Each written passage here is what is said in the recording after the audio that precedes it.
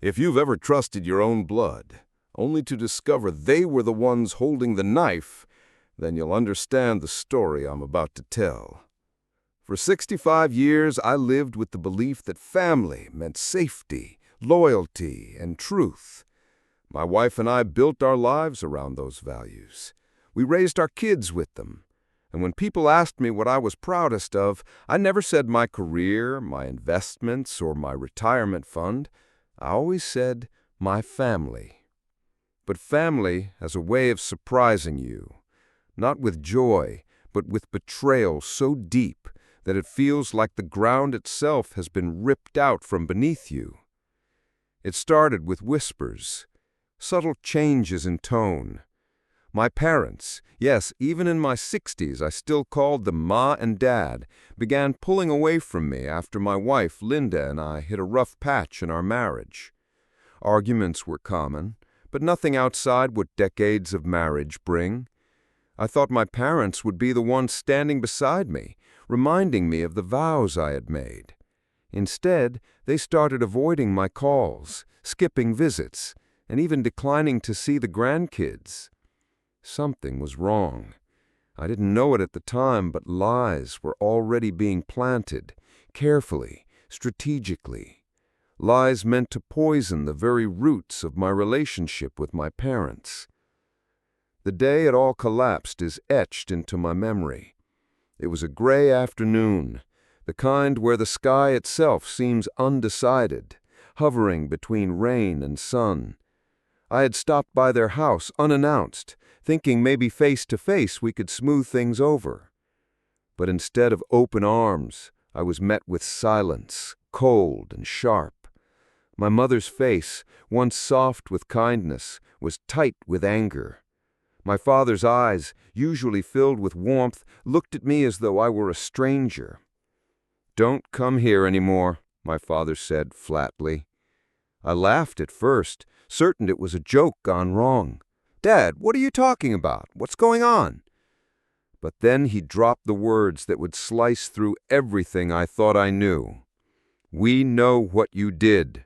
Don't bother lying. You're not welcome under this roof again." My heart pounded. "What are you talking about? What did I do?" They didn't answer. They didn't explain. They didn't even give me a chance to defend myself. All I got was the door slammed in my face, the echo of rejection ringing in my ears.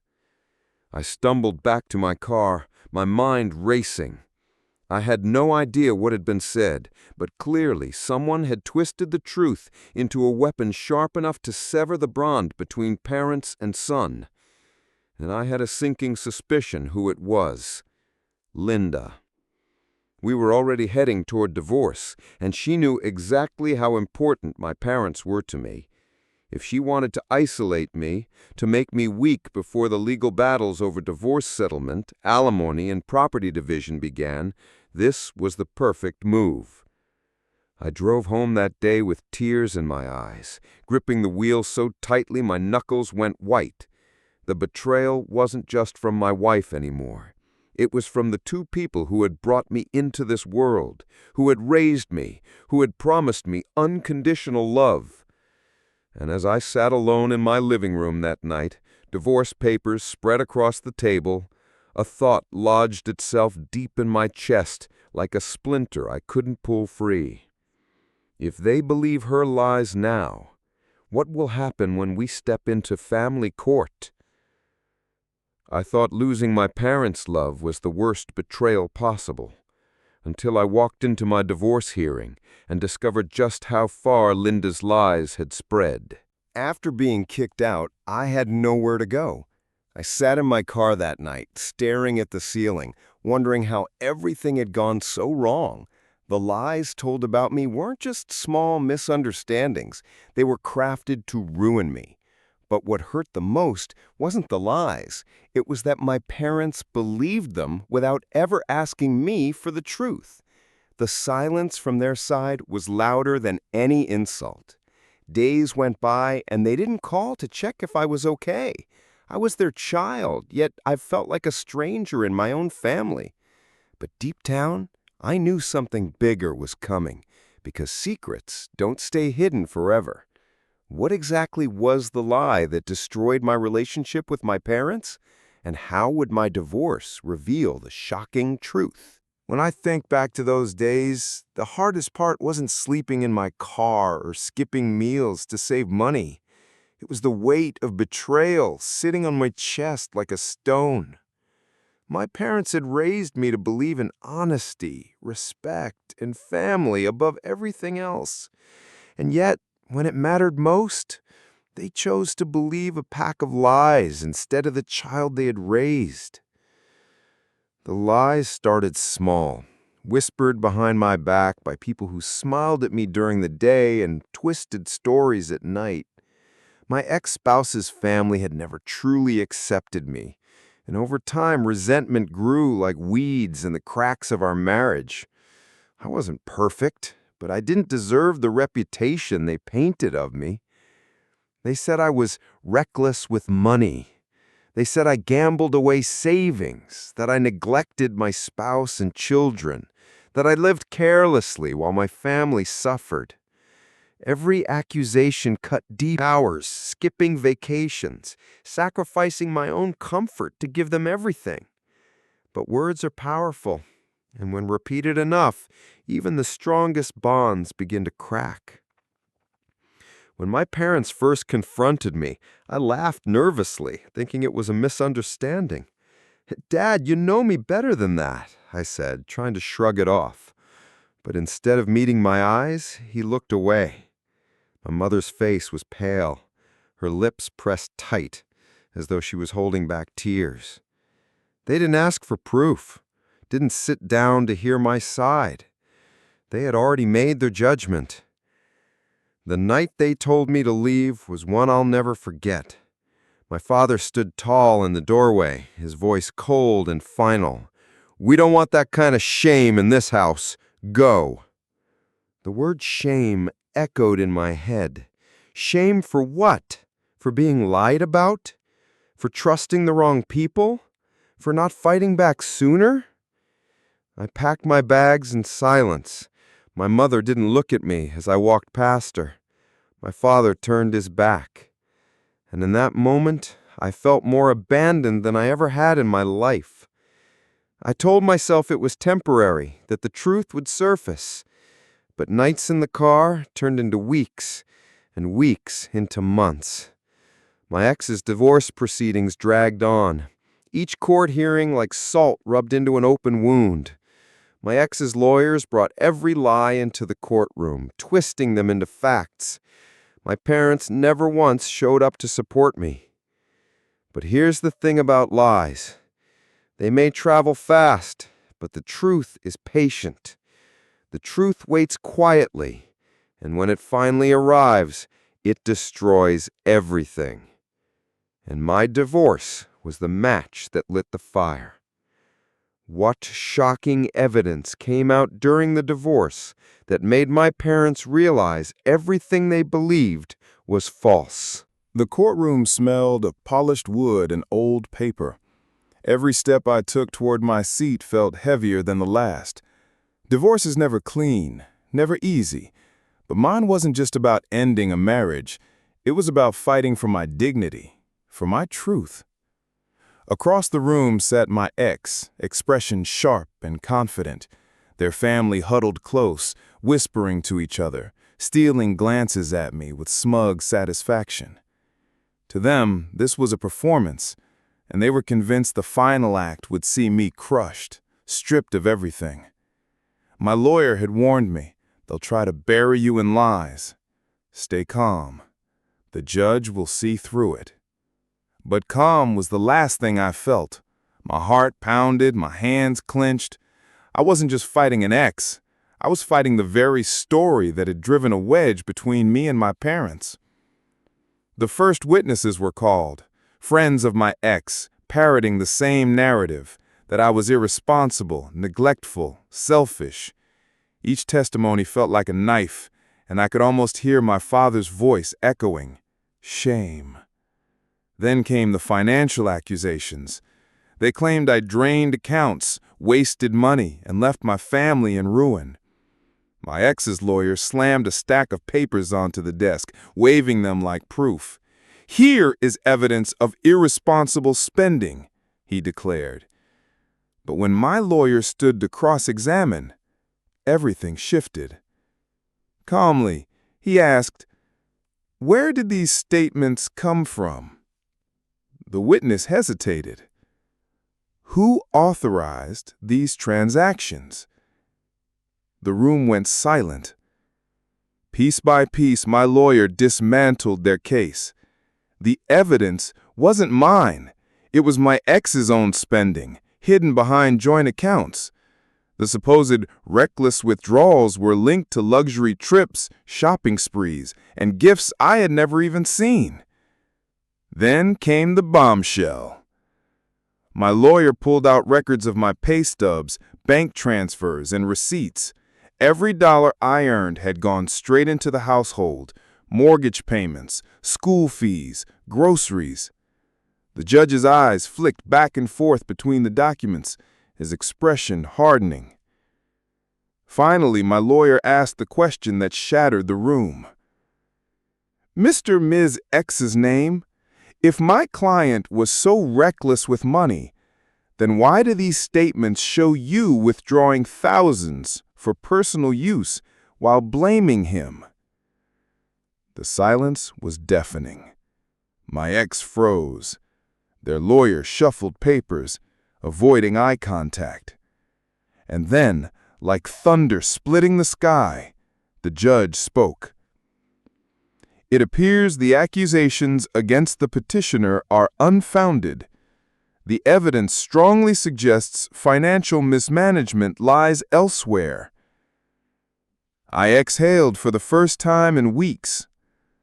But the true turning point in the divorce wasn't just the judge's words. It was the moment my parents, who had shown up that day, sitting stiffly in the back, saw the truth unfold in black and white. I caught a glimpse of my father's face, the confidence, the certainty that I was guilty, cracked. His jaw tightened. My mother's eyes brimmed with tears. For months they had believed I was the villain. In that courtroom, they saw the mask fall. The lies that had poisoned my family were unraveling right before their eyes. But the biggest revelation of the divorce wasn't about money. There was a secret my ex had been hiding all along, one that would not only destroy their credibility, but flip my entire family's world upside down. I thought the financial lies being exposed in court was the climax of my nightmare. But the universe had one more cruel twist waiting. A secret so heavy it would shake not just my marriage, but my entire family to its core. The courtroom was still tense after the judge dismissed my ex's claims of financial recklessness. My lawyer leaned in and whispered, "Stay composed. What's coming next will change everything." I didn't understand what he meant until the next witness was called. A woman walked in. I didn't recognize her at first. She looked nervous, clutching her purse like a lifeline. My ex's lawyer shifted uncomfortably, and I noticed the color drain from my ex's face. That was my first sign something explosive was about to happen. The judge asked the woman to take the stand. "State your name," the clerk instructed. She did, and when she did, my ex dropped their gaze, unable to meet mine. My lawyer began, his voice calm but deliberate. "Ma'am, can you tell the court why you're here today?" She cleared her throat, eyes darting toward my ex before finally settling on me. I'm here because I can't stay silent anymore. I've been involved with X's name for years." The words echoed through the courtroom like a gunshot. My knees went weak, a murmur spread through the benches. My parents stiffened in their seats. The woman went on, detailing secret bank transfers, hotel stays, and gifts, all funded by the very money my ex accused me of mishandling. But it wasn't just about the money. It was betrayal of the deepest kind. While I was breaking my back to provide, they were building a secret life in the shadows. I wanted to stand up, to shout, but all I could do was grip the edge of the table, trying not to collapse under the weight of her words. Then came the next blow. My lawyer presented documents confirming her claims, hotel receipts, text message transcripts, even photographs. My ex's lawyer tried to object, but the judge waved him off. The evidence was overwhelming. My ex finally cracked. It wasn't supposed to come out like this, they stammered. It doesn't change the fact that The judge slammed his gavel. Enough. The court will not entertain further baseless accusations. It is clear who has been dishonest here. And in that moment, the house of cards my ex had built came crashing down. I turned slightly, my eyes finding my parents in the crowd. My mother's hand covered her mouth in shock. My father, the man who had called me a disgrace, sat frozen. For the first time in months, I wasn't the villain in their eyes. It wasn't just my divorce unraveling, it was the very foundation of lies that had poisoned my family. As the courtroom buzzed with whispers after the mistress's shocking testimony, I thought the worst was over. Surely nothing else could possibly blindside me after what I had just endured. But I was wrong. What came next hit me harder than every lie, every insult, and every betrayal I had faced so far. My lawyer motioned for silence and turned toward the judge. Your Honor, the affair is not the only matter relevant to this case. We've uncovered evidence of financial collusion involving the defendant and members of the plaintiff's family. My heart sank. My family? I immediately turned to look at my parents, sitting rigidly on the bench. My father shifted uncomfortably in his seat, my mother's eyes darting away from mine. A cold realization spread through me. This wasn't just my ex's betrayal. It was bigger. It was homegrown. The clerk handed the judge a thick folder. He scanned the documents quickly, then his brows knitted together in disapproval. These appear to be joint accounts and property investments between the defendant and Mr. and Mrs. last name, the judge announced. I froze. My parents' names. On financial documents. With my ex. The mistress had been bad enough, but this was unimaginable. My lawyer pressed on, his voice slicing through the silence. Your Honor, the affair is not the only matter relevant to this case. We have uncovered evidence of financial collusion involving the defendant and members of the plaintiff's family. For years, Your Honor, the plaintiff's spouse and his parents funneled money into side accounts without his knowledge. Funds meant for the household, for his future, for their retirement planning, diverted. Instead of supporting him, his closest family members enabled his spouse's secret lifestyle. The room erupted. Gasps, whispers, stunned faces turning to look at my parents. I couldn't move. My chest tightened and I struggled to breathe. I turned toward them, desperate for an explanation, any denial, any proof that this wasn't real. But what I saw broke me completely. My father avoided my gaze, staring at the floor like a child caught stealing. My mother's eyes were full of tears, but not the kind of tears that denied guilt. They were the kind of tears that revealed guilt. The betrayal wasn't just from a wife I could eventually leave. It was from the two people who had brought me into this world. All those months ago, when they threw me out of the house, I thought it was because of lies whispered by my ex. I thought they simply misunderstood. But now I saw the truth. They weren't just bystanders in my downfall. They were active participants. The mistress had revealed an affair, but my parents' involvement revealed a conspiracy.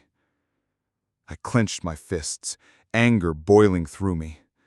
You knew, I whispered, my voice breaking. You knew she was betraying me, and you helped her. My father finally looked up, his face pale. He opened his mouth to speak, but no words came out. My mother reached for his hand, but he pulled it away. For the first time in my life, they weren't united. Even their bond was crumbling under the weight of the truth. The judge, clearly disgusted, turned to my ex. This isn't just a divorce case anymore. This is fraud, deception, and conspiracy. My ex buried her face in her hands. My parents sat frozen, like statues carved out of guilt. And me? I sat there, realizing that my life as I knew it had been destroyed not just by the person I married, but by the people who were supposed to protect me above all else. But as I sat in that courtroom, broken yet burning with anger, I didn't know the most shocking part was still ahead. My divorce wasn't just going to reveal their lies, it was going to bring their entire world crashing down. I once thought a divorce was just the ugly end of a marriage. Papers signed, property divided, custody battles fought. Painful, yes, but straightforward. I never imagined my divorce would transform into something far darker, a war that would drag in my entire family and expose a level of betrayal I could never have dreamed of. The courtroom was still buzzing from the revelations about the hidden accounts. My lawyer leaned close and whispered, "This isn't just about alimony or division of property anymore. This case could expand into criminal territory." Criminal. That word sent a chill down my spine. Divorce is devastating enough, but when you add fraud and collusion to the mix, the battlefield changes. Suddenly, it wasn't just about who gets the house or the savings, it was about who walks out free and who could end up in prison. My ex's lawyer tried to regain control. He stood, his voice shaking with desperation. "Your Honor, this evidence is circumstantial. It doesn't prove intent. My client merely trusted the in-laws to help manage finances." The judge cut him off sharply. "Trusted them? These accounts were deliberately hidden. The court does not look kindly upon such schemes." My ex shrank in her seat. My parents, sitting stiffly on the bench, looked as though the ground was crumbling beneath them. I wanted to scream at them. How could you? These were the people who raised me, the people who swore they loved me, and yet when given a choice, they aligned themselves with the one person actively destroying me. The judge ordered a recess. I stepped outside the courtroom, the weight of the revelations pressing down on me. My lawyer walked beside me, silent for a moment before finally saying, "You know what this means, right?" I nodded weakly. "They could be charged?" "More than that," he replied. "They could lose everything, retirement funds, properties, even future healthcare benefits. If the IRS investigates, it could open a can of worms none of them are prepared for." I leaned against the wall, my legs barely holding me. For months, I thought I was the one losing everything. But suddenly the tables had turned. My parents and my ex, the very people who joined forces against me, were about to feel the crushing weight of their own greed. And here's the thing about war. Once it starts, there's no turning back. When we returned to the courtroom, the judge's tone was icy. "This case will not proceed as a standard divorce settlement. Given the fraudulent evidence, I am ordering a full forensic audit of the accounts and properties tied to both parties and their extended family." The words hung in the air like a death sentence. My ex gasped audibly. My parents froze, their faces drained of color. A forensic audit meant everything would be uncovered. Every shady deal, every hidden asset, every lie. I watched their world begin to crumble right in front of me. The woman I once loved and the parents I once idolized were now cornered, forced to face the consequences of their choices. But don't mistake me for triumphant. I wasn't celebrating. My heart was a battlefield of emotions, rage, grief, disappointment, and an aching sadness that I would never get my family back, not the way I once knew them. And yet, Beneath the pain, a spark of resolve burned inside me. For once, the truth was on my side. For once, the lies weren't mine to carry. The divorce wasn't ending my life, it was exposing theirs. As we left the courtroom that day, I could feel eyes on me. Reporters, extended family members, even strangers in the gallery who had witnessed the chaos. They weren't looking at me with pity anymore. They were looking at me with something else. Curiosity. Because this divorce was no longer a private family matter. It was a scandal, a war, and I was right in the center of it. What I didn't realize then was that the audit would uncover more than just financial lies. It would reveal a shocking betrayal from my parents' past that explained why they had chosen my ex over me all along. When the judge ordered a forensic audit, I knew it was serious. But I didn't realize just how deep the rot went, or how much history it would dredge up from the shadows of my family's past. The auditors moved fast. Within weeks, they began combing through bank statements, tax returns, real estate transactions, and even retirement accounts. Every financial footprint my parents and my ex had left behind was under the microscope. At first, I thought the audit would only expose the hidden joint accounts and the affair-related expenses. That would have been enough to shatter the lies. But what the investigators uncovered was far worse. It went back decades, to long before I ever got married. One evening, my lawyer called me into his office. His expression was grim, but there was a fire in his eyes, the kind lawyers get when they know they're sitting on something explosive. He slid a stack of papers across his desk. "You might want to sit down for this." I sat, my hands trembling as I reached for the documents. These are property deeds, trust fund records, and pension contributions. They prove your parents weren't just helping your ex, they've been hiding assets for years. Retirement savings, investment properties, even insurance payouts. They've funneled money into shadow accounts, not just to cheat taxes, but to build wealth secretly. Wealth they never intended to share with you. My stomach dropped. Wait. Are you saying all this time they've been lying about what they had? He nodded. Every time they told you they were struggling with bills, every time they refused to help you during tough times, they were hiding funds. And here's the kicker. Your ex knew it. She wasn't just a partner in marriage. She was a partner in their scheme. The words hit me like a hammer. My parents, the people I trusted most, had been running a secret financial life. And my wife, the woman I shared a bed with, was tied into it? I felt sick. But it didn't stop there. My lawyer tapped another set of documents. Look here, this is where it gets personal. Back when you were in college, do you remember applying for financial aid because your parents claimed they couldn't support you? I nodded, my chest tightening. I had worked double shifts, lived on ramen noodles, and skipped out on opportunities because I thought my parents couldn't afford to help me. They lied, he said flatly. They had the money. They just chose not to declare it. They let you struggle so they could keep their funds hidden. That pattern didn't just start with your marriage. It's been going on for decades. I couldn't breathe. My entire life had been shaped by a lie. The years I thought we were a middle-class family, just barely getting by, were built on a foundation of secrets. My parents had let me suffer, let me sacrifice, let me believe in their poverty, all while quietly building their empire behind my back. And now, through my divorce, the truth was spilling out for the world to see. The auditors submitted their findings to the court. The judge's face grew darker with each page he read. At one point, he looked over his glasses directly at my parents. "Mr. and Mrs. Blank, do you realize the gravity of this? This isn't just marital deception. This is tax evasion, financial fraud, and possible conspiracy."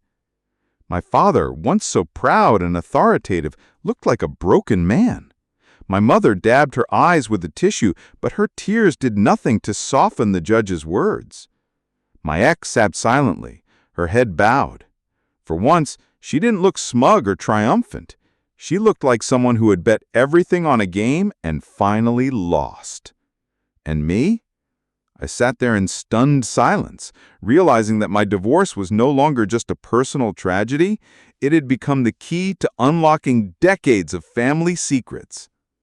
But here's what no one saw coming. The audit revealed one final betrayal. Not only had my parents lied about money, but they had tied my name to certain accounts, making me legally liable for debts and taxes I never even knew existed.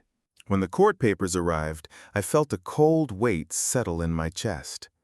At first glance, it looked like a routine notice, an account adjustment, a tax filing discrepancy. But as I read further, my blood ran cold. My name was listed as a co-signer on several investment accounts, loan documents, and even a small business that had gone under years ago.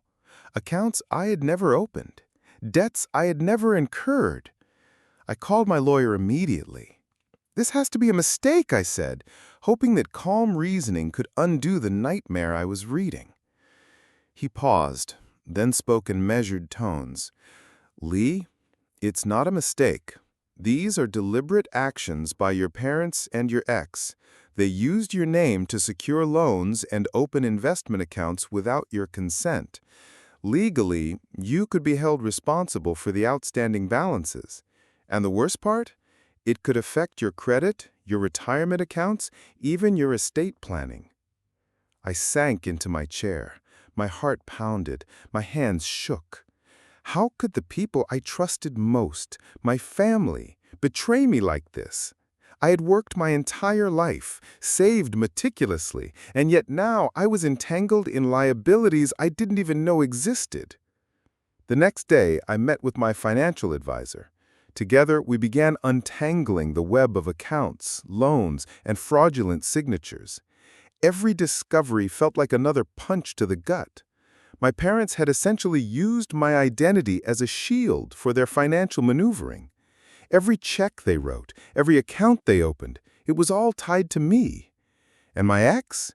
She had been complicit, benefiting from each misstep while maintaining an innocent facade. The advisor leaned back, rubbing his temples. "Lee, this is one of the most complex cases I've seen. You'll need forensic accountants, legal letters of indemnity, and possibly criminal reports to clear your name." For the first time, I realized the scope of the betrayal. My divorce had been the tip of the iceberg. Beneath it lay decades of manipulation, lies, and financial deceit. And now, because of my parents' greed and my ex's ambition, my name was tainted with debts I never agreed to take on. I spent the night poring over documents, matching signatures, and flagging irregular transactions. Each line I read made the betrayal sharper, more personal. These were not mistakes. These were choices, deliberate, calculated, cruel choices by people who were supposed to love and protect me. When I confronted my parents, the conversation went exactly as expected. "Lee, we only did what was best for the family," my father said, his voice shaking. "We thought you wouldn't understand." "Understand what? That you were using my name to gamble with my credit? To risk my entire financial future and let me take the fall if anything went wrong? How is that protecting me?" My mother's eyes filled with tears, but her words were hollow. We thought you would forgive us. We thought it was just business." Business. That's all it was. Not family, not trust, not love. Just a cold calculation to protect themselves while leaving me exposed. The next step was legal action. My lawyer filed affidavits to remove my name from all accounts, began contacting banks and creditors, and prepared the groundwork to prove fraud and coercion. The process was grueling. Every day I received letters, calls, and documents that reminded me of how much my life had been infiltrated by deception.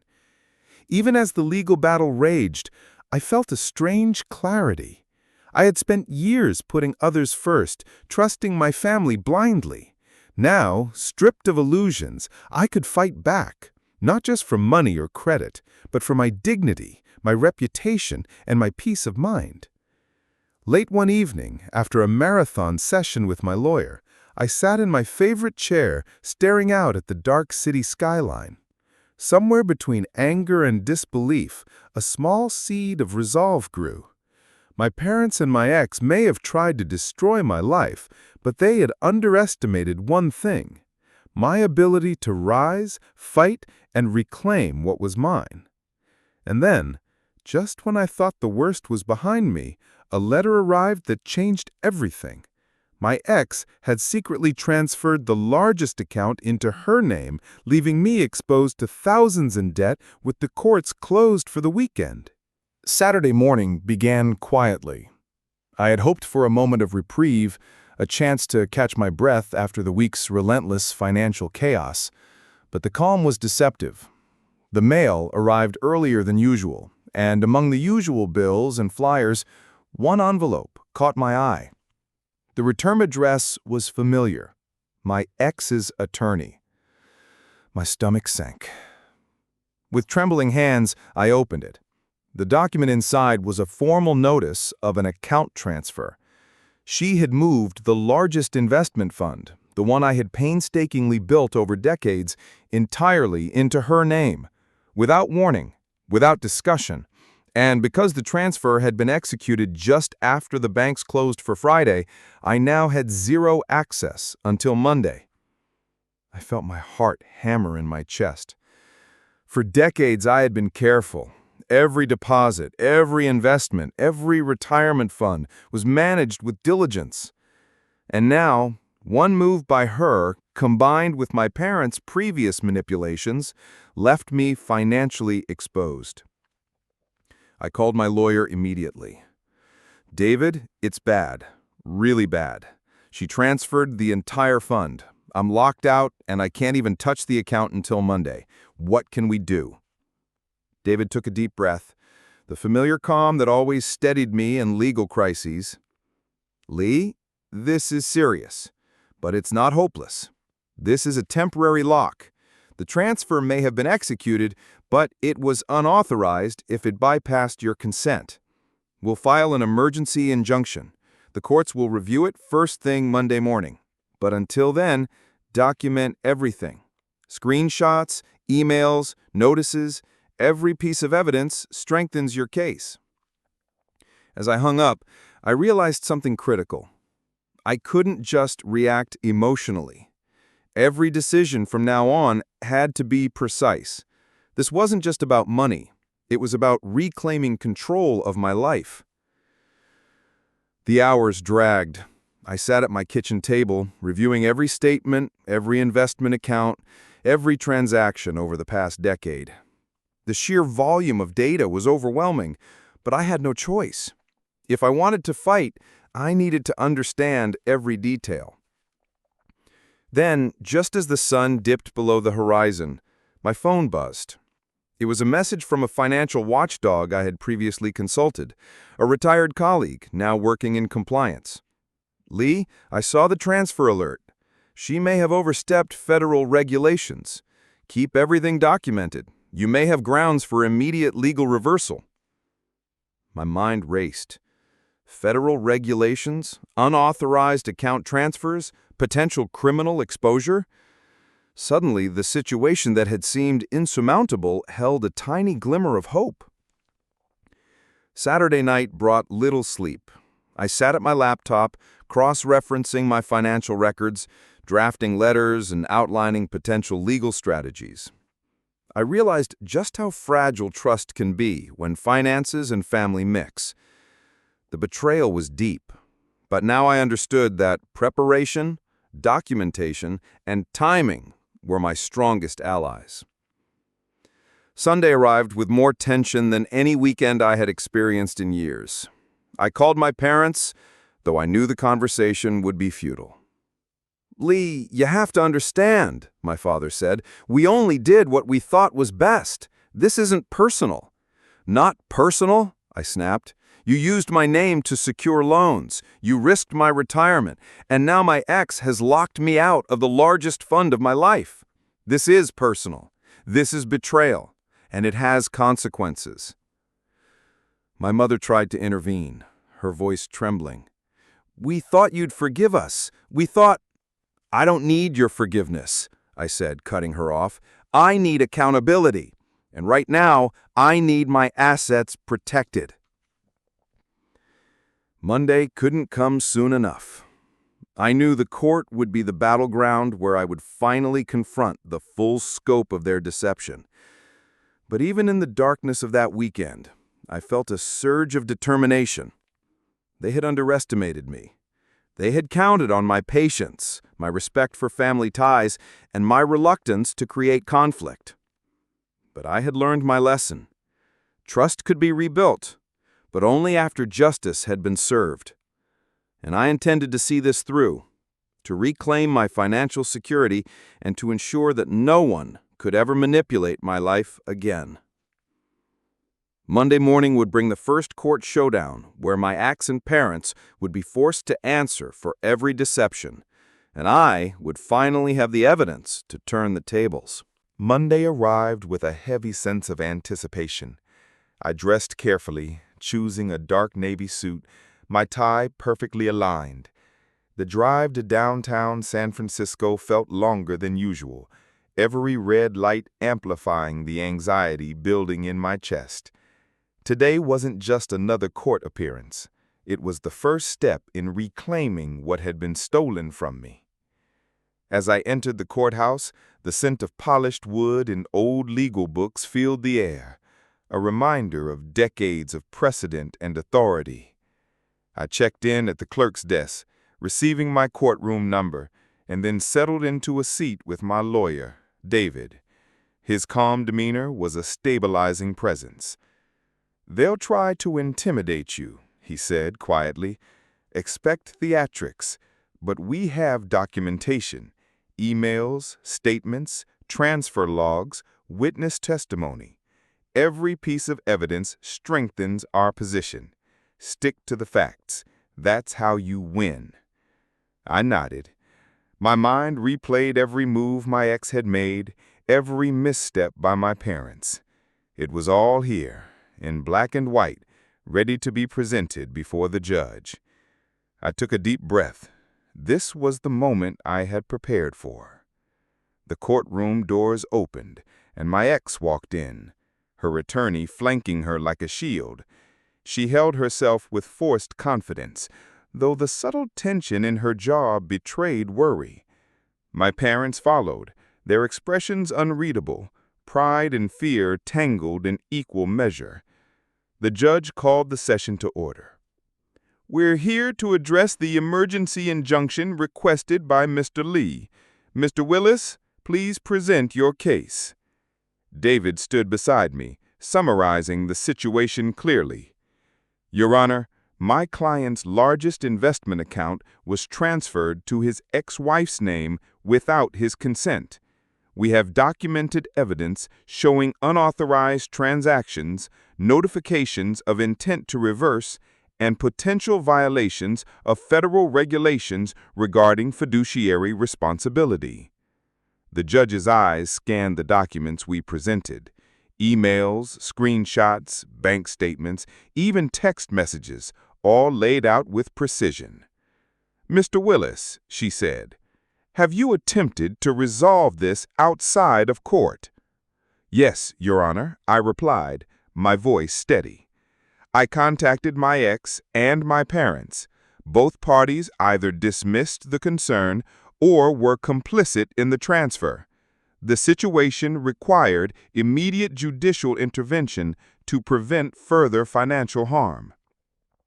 The ex's attorney rose, voice polished and calm, attempting to frame the narrative. "Your Honor, my client received the account as part of an agreed-upon separation arrangement. Mr. Willis had access at all times, but failed to act in a timely manner. This is a standard procedure following a divorce settlement." David countered smoothly. "Your Honor, no agreement allows a full transfer without explicit, documented consent.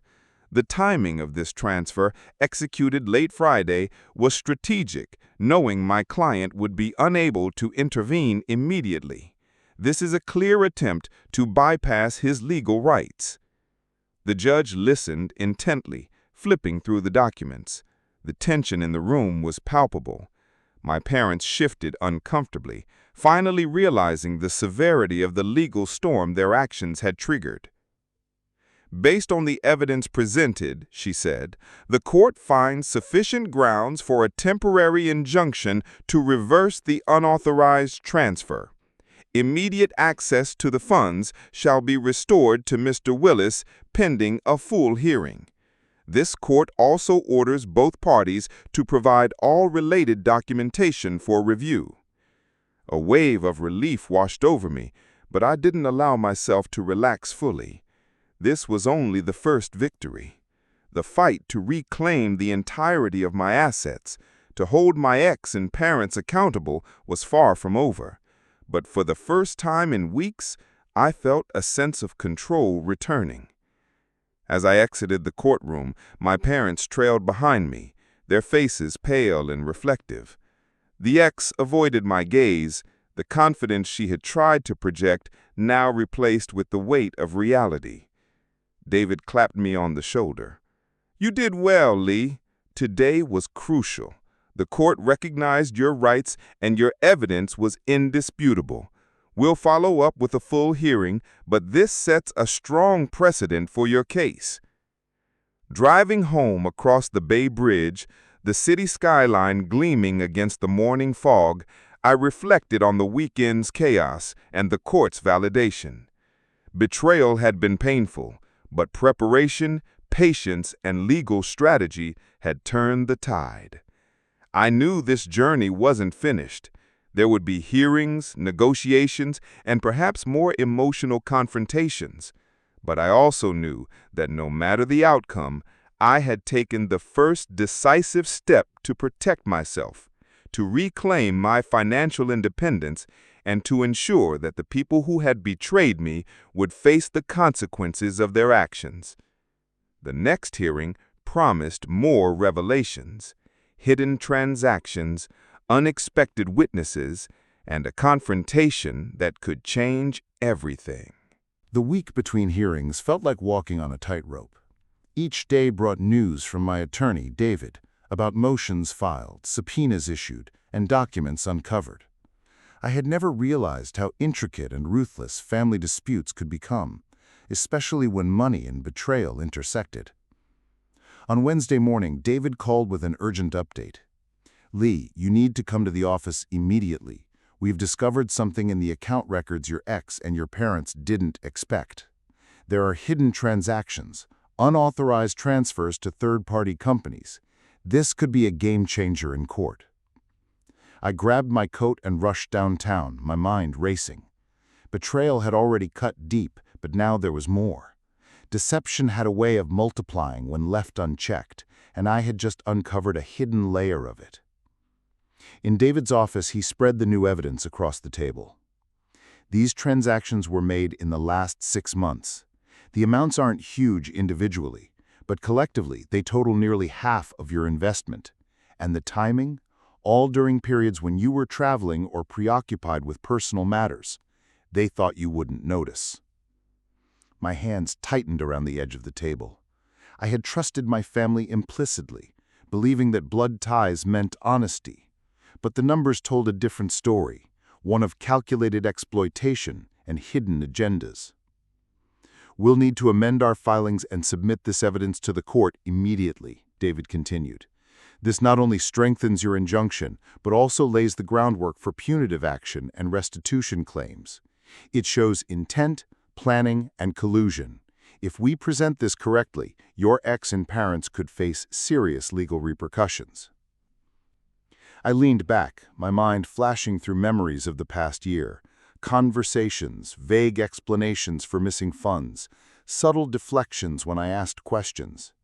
Every instance now appeared deliberate, each lie part of a larger scheme to isolate me from what I had built. The hearing day arrived and the courtroom was tense. The judge acknowledged the new filings, her eyes scanning the documents with keen interest. "Mr. Willis, it appears there are additional transactions that require immediate attention. How do you wish to proceed?"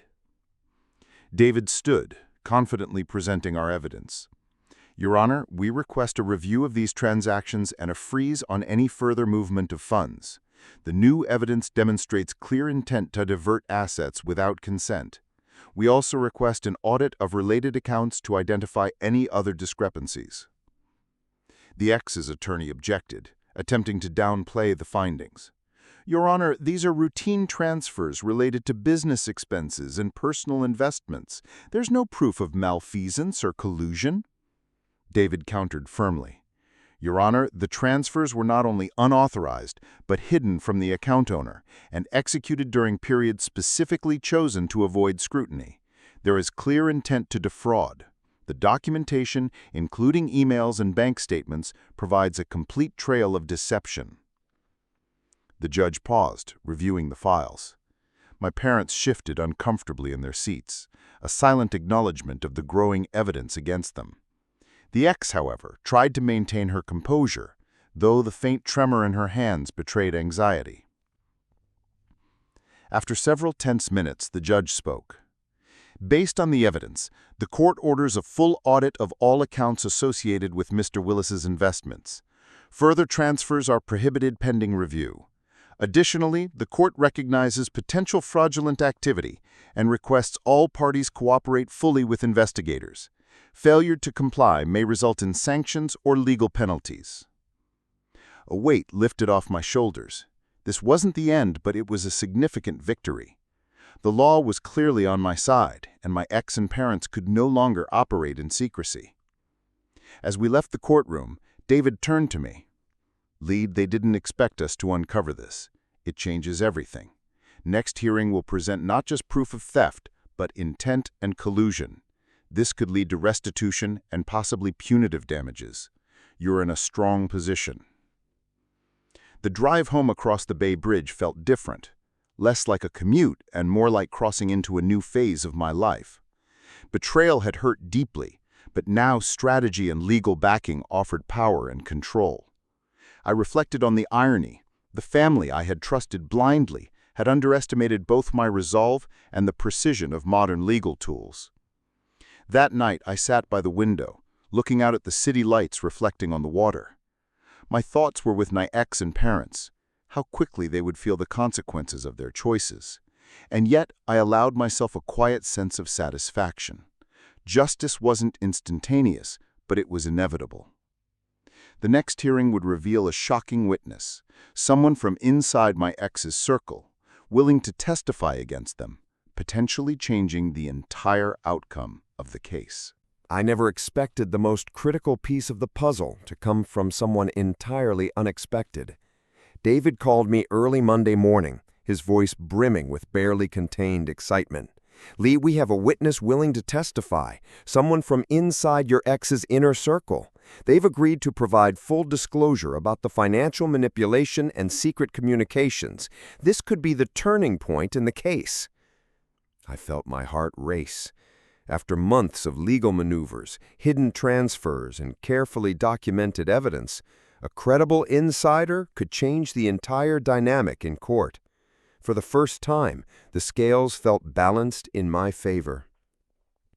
The witness arrived discreetly at David's office. Her name was Melissa, a former accountant and close friend of my ex for over a decade. She had grown disillusioned with the deception she'd observed and wanted to set things right. "I've kept quiet for too long," she said, her voice steady but filled with emotion. "I saw the transfers, the secret accounts, the false documentation meant to mislead Mr. Willis, and the lies to the family. I want to be honest in court." David prepared her meticulously, coaching her on what to expect, how to respond to cross-examination, and the importance of sticking strictly to facts. I watched her take notes, review her own records, and rehearse her testimony. Despite the tension, there was a quiet determination in her eyes, the kind that signals someone ready to do the right thing despite potential backlash. When we arrived at the courthouse the following day, I could sense the tension in the air. My ex sat at the plaintiff's table, her parents flanking her, confident as ever. But there was an unease in her posture, subtle yet unmistakable. The judge called the court to order, and David presented Melissa's credentials and the relevance of her testimony. Melissa took the stand, her voice calm, clear, and authoritative. Your Honor, I was responsible for some accounting tasks for the Willis family business. During my tenure, I observed unauthorized transfers and hidden communications deliberately designed to misrepresent the true ownership of assets and investments. I have documents, emails, and transaction records that corroborate these observations. The courtroom went silent. Every eye was on her. The ex's lawyer immediately objected. "Objection, Your Honor. This witness is biased. She has a personal grudge." David countered smoothly. "Your Honor, the witness has provided verifiable records and emails that can be cross-checked with official bank statements. Her testimony is factual and evidence-based, not opinion." Melissa continued, presenting the records, explaining how certain transactions were disguised as legitimate business expenses, but were in fact diversions to accounts controlled by my ex and her parents. She detailed emails where instructions were given to conceal the truth, including messages explicitly warning against informing me. I watched my ex's face as the reality unfolded. Her composed facade began to crack, her jaw tightened, eyes darting nervously, and subtle tremors betrayed her inner panic. Even her parents shifted in their seats, whispering to each other in disbelief. "Why are you telling this now?" the judge asked, looking intently at Melissa. "Because it's the right thing to do," she replied. "The victim deserves transparency. I cannot be part of concealing wrongdoing any longer." David requested that the court allow full access to Melissa's evidence and depositions.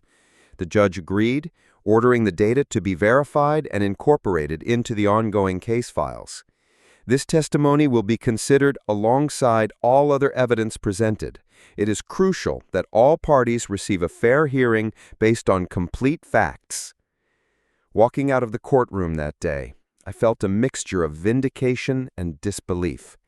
The insider testimony had exposed the hidden agenda in a way that my documents alone could not. For the first time, I sensed a shift in power, a move from reaction to control. David whispered, "Lee, this changes everything. With Melissa's testimony, we can argue not just financial malfeasance, but deliberate fraud. It strengthens claims for restitution, punitive damages, and possibly criminal investigation. They won't see it coming." The drive home was reflective. I thought about months of betrayal, late-night anxieties, and quiet strategies meticulously planned with David. Melissa's courage had become the missing link, transforming the case into something unassailable. That evening, I sat by the window, staring at the city lights. The thought of justice finally being within reach brought a rare sense of peace. My ex and her parents would now confront not just my claims, but undeniable evidence from someone they trusted, someone who had risked everything to tell the truth.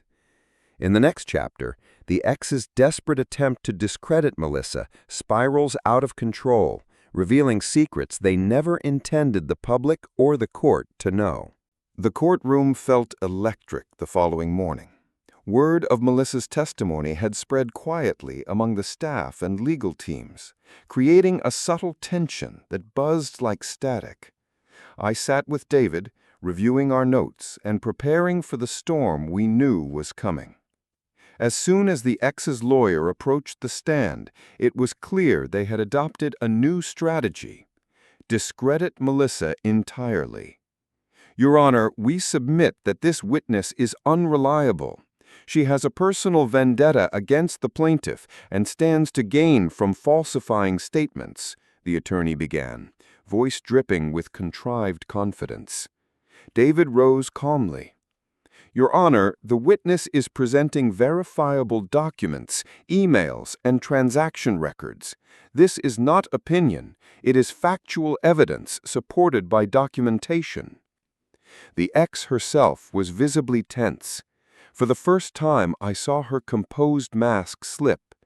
Her parents whispered frantically, their hands pressed together, eyes scanning for any hint of a loophole. But the court wasn't buying theatrics.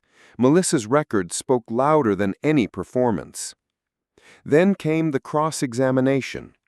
The ex's attorney attempted every trick, mischaracterizing emails, questioning Melissa's motives, and implying bias. But Melissa remained unflappable. Each challenge was met with calm, precise clarification. "The email timestamp is verifiable," she said, pointing to her meticulously printed copies. "The transactions are reflected in bank statements. I am not speculating. These are facts." A hush fell over the courtroom as the judge leaned forward, eyes sharp. "Mr. Willis," he addressed me, "is all this information something you were aware of previously?"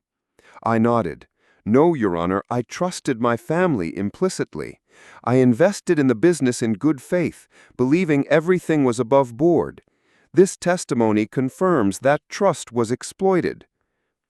The ex's lawyer tried one final maneuver, introducing what they claimed were alternate documents, suggesting my calculations were flawed. David intercepted them, calmly requesting time to verify each document against the original records Melissa had supplied. The judge granted a brief recess. In the hallway, the ex cornered me with a glare that could cut steel. "You think you can ruin me with this? I'll make sure the judge throws it all out," she hissed. I kept my voice even. "I'm not trying to ruin anyone.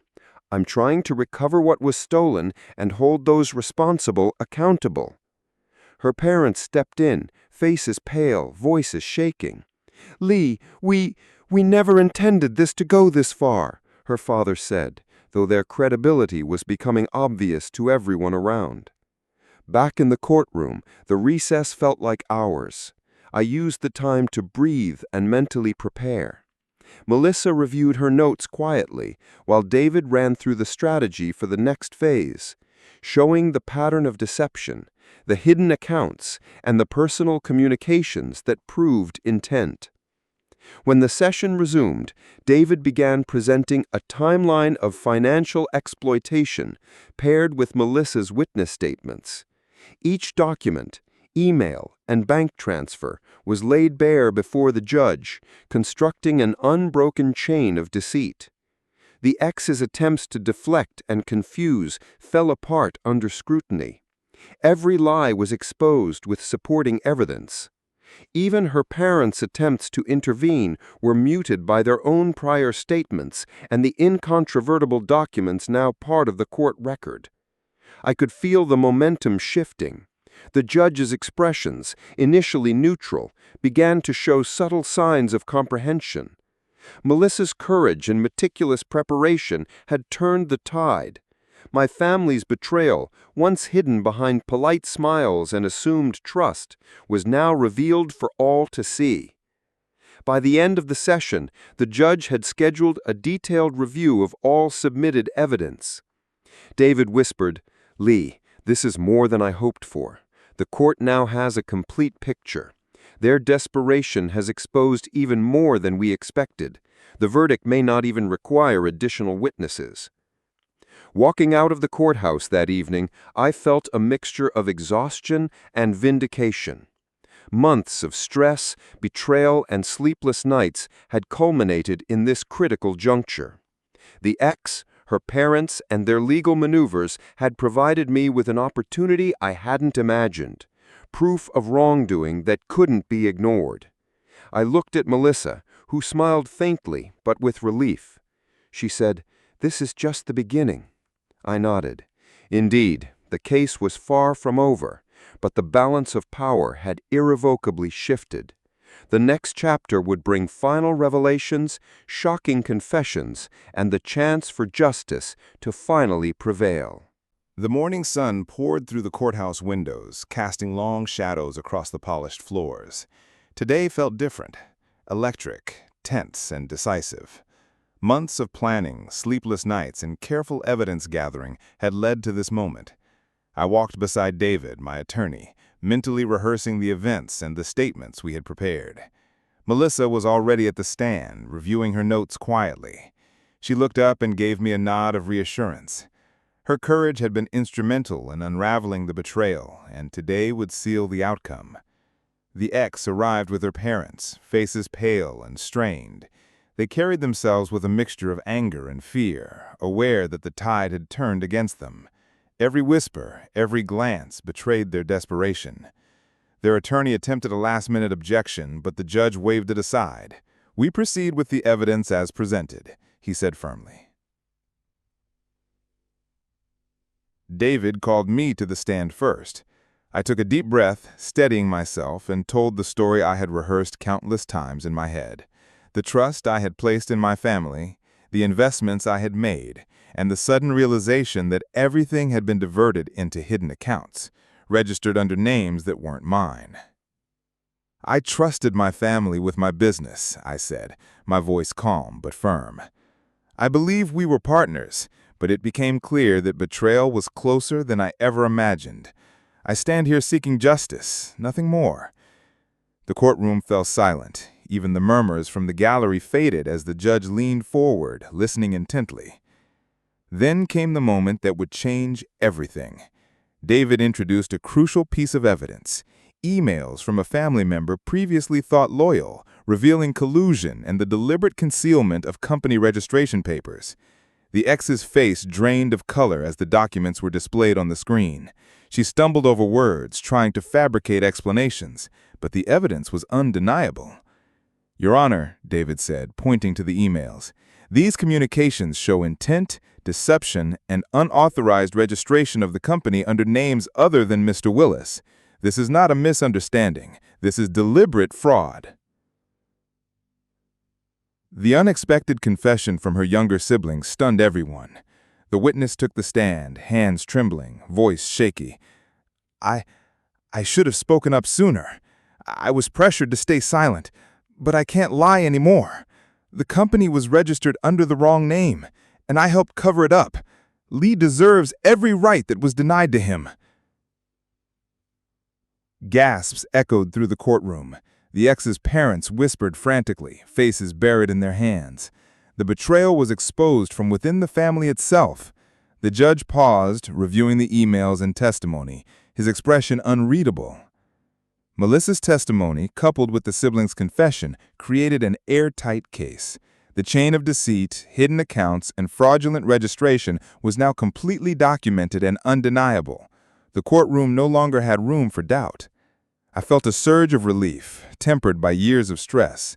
Months of anxiety, sleepless nights, and tense confrontations were finally culminating in justice. My attorney had orchestrated every move flawlessly, and my evidence left no loophole for manipulation.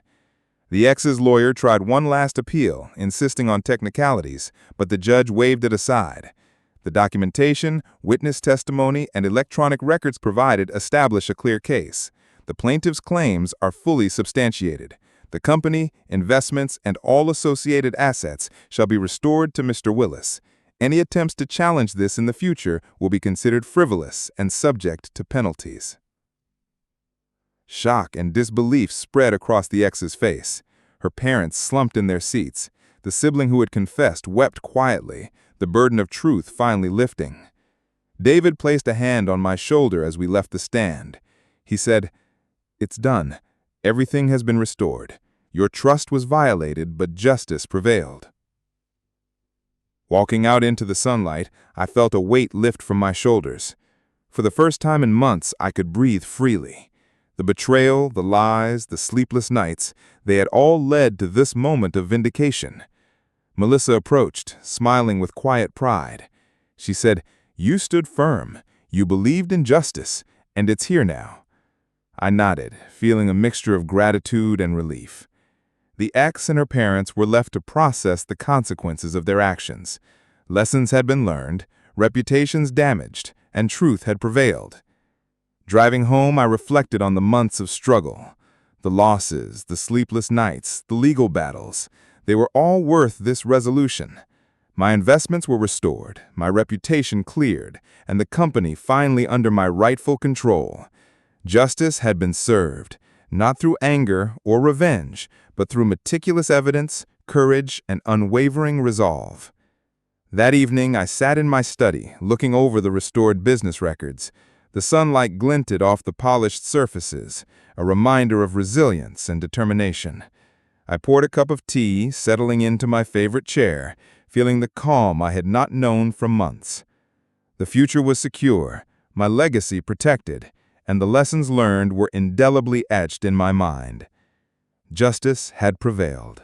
Betrayal had been confronted, and I had reclaimed everything I had trusted my family with. Some secrets can't stay hidden forever. What happens when betrayal runs deeper than anyone imagined? Click to watch the next shocking story.